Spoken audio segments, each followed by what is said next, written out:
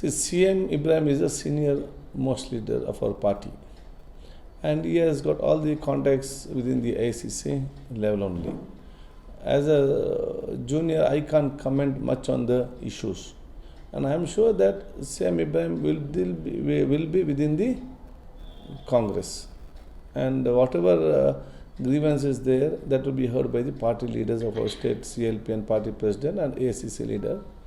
And CM Ibrahim won't quit Congress. It depends on the individuals, but Congress needs loyalty, is very important.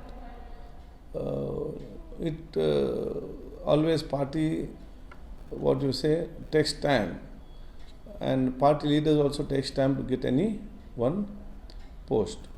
So there are a lot of opportunities in the future for CM Ibrahim ji also. Mm-hmm.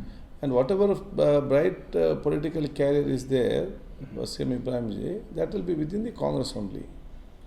Congress has never neglected minorities, one. Second thing, and both Nazir Ahmed Sahab and CM Ibrahim Sahab, both are most eligible for that post.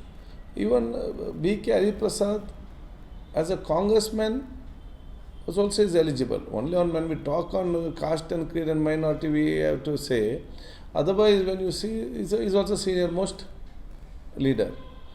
Considering the party has taken into consideration some valuable points, and now they have appointed as the chairman of this one, our council, leader of the council. In opposition council.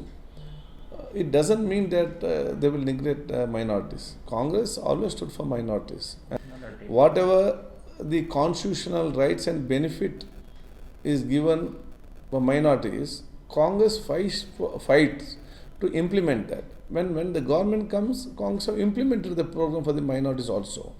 Considering giving the post, today CM Ibrahim ji also has been given a MLA ticket. Next, even he couldn't be successful in that assembly constituency. When the government came, they gave the vice chair of the State Planning Commission board. Again, as for even if the defeat was there, one of the 2-3 members only given the MLC. In that CM Ibrahim also was given the MLC.